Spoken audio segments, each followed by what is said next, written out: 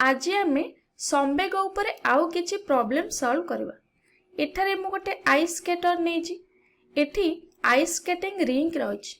झियोटी गोटे बॉल एठी धरिथिबार तुमे देखि पारुथि।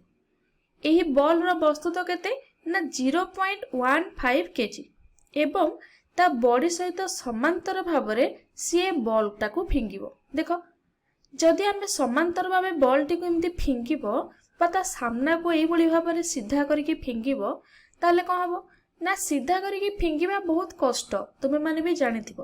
किंतु मने कर से सीधा करिकि एई बळी भाबरे फिंगुची ताले एठी बॉल रो किछि गति रहउची एवं किछि दिग मध्ये रहउची एवं परिवेग मध्ये रहउची। कारण वेग हेउची एक परिमाण बा मैग्नीट्यूड किंतु परिवेग माने दिग और मैग्नीट्यूड उभय। तेणु से झीटी 35 मीटर पर सेकेंड बेगरे यही बॉल को फिंगिला। ये बॉल वस्तु तो लिखिदेली 0.15 केजी एवं ये जो बेगरे या फिंगिला यार बेग हूँ 35 मीटर पर सेकेंड। यही बॉल टी हूँ कौन देख लो सब डाटा एथर लिखिदेली। एठारे आमे गोटे कंबाइन मास देइछि जोटा को 50 केजी बोली देइछि। बॉल सहित बॉडी रो कंबाइन मास को 50 केजी बोली से हमको देइछि। एठी झीटी बॉल टी को फिंगिबा पूर्वरु दुई जन जाक स्थिर थिले बा स्टेशनरी हेकि थिले। एठारे प्रश्न हेउछि बॉल टी फिंगिबा परे से झीटीर प्रत्यागमन परिवेग बा रिकॉइल वेलोसिटी केते हेबो बा बॉल को फिंगिबा परे से केते पछकु जाउछि। एहा को रिकॉइल वेलोसिटी बा प्रत्यागमन परिवेग बोली कुहा जाय थाए। जेमिति आमे देखिथिले बंदूकरे गुली फुटाइबा परे जेतले बंदूकरे आमे गुली फुटाउथिले आम हाथ टिके पछकु आसुथिला जहा को आमे रिकॉइल वेलोसिटी बोली कहउथिले प्रत्यागमन परिवेग बोली कहउथिले। ताहाले एटी पुणी थरे संवेगर संरक्षण हैला। तेणु सेठारे किछि परिमाणर संवेग सेही गुली पाखकु जाय थाए जहा कि हल्का होइतले मध्य द्रुत गति रे ताको आगकु नै थाए।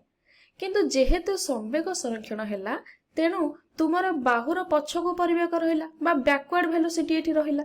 तेणु आमे आउ एक प्रॉब्लम एठी सॉल्व करिबा। एबे चलो आमे टिके पूर्व को फेरी जिबा। कोन ना एठारे आमे कहउथिले कि संवेग संरक्षण हैला तेबे प्रारंभिक परिवेग एठी केते थिला सेटा आमे देखिबा। प्रारंभिक परिवेग केते थिला ना एठी मु कहि परिबी तार ओजन केते थिला ना 50 केजी किंतु तार परिवेग 0 थिला बा आमे कहि परिबा प्रथम रु से स्थिर थिला। तेनु प्रारंभिक परिवेग एठी केते रहिला ना शून्य हैला बा मु कहि परिबी p इनिशियल इक्वल टू 0 बा प्रारंभिक परिवेग एठी केते हैला 0 हैला। तेणु जेहेतु आमे शून्य संवेग रु एठी आरंभ करिचे तेणु शून्य संवेग रे आकु शेष करबा को पड़िबो।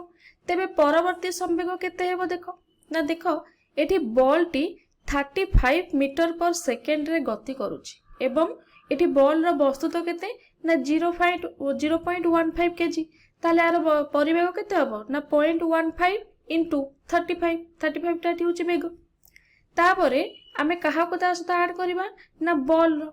देखो जेहेतु एठी हमर कंबाइन वस्तु तो दे दिछि बा मिक्स करके वस्तुटा दे दिछि 50 केजी एठी 0.5 केजी पड़िला बाकी रहिला केते ना 49.85 केजी।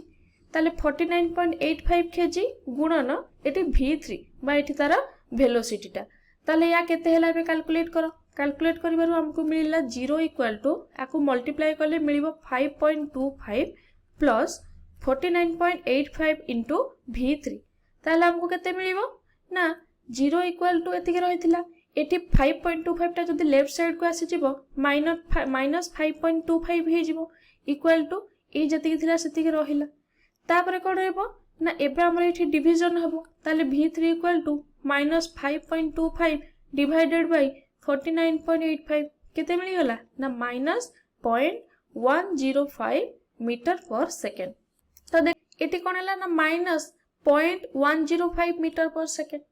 एठी देखो बहुत इंटरेस्टिंग कथा हला जेते बेले से 35 मीटर पर सेकेंड रे बॉल टी को फिंगुची जहा कि बहुत फास्ट से 10 सेंटीमीटर पाखापाखी 10 सेंटीमीटर पर सेकेंड रे से बहुत पछकु घुंचुची बा रिकॉइल करूची।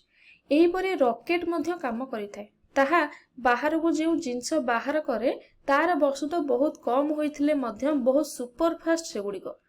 तेणु कहि परिबा आमे बहुत सुपर फास्ट बेगरे से गुडी को बाहर को बाहर थाए एवं आम पाखरे जे संवेगर जो संरक्षण रहिछि ତାହା ରକେଟକୁ ଅନ୍ୟ ଦିଗରେ ଗତି କରିବାକୁ ସାହାଯ୍ୟ କରିଥାଏ।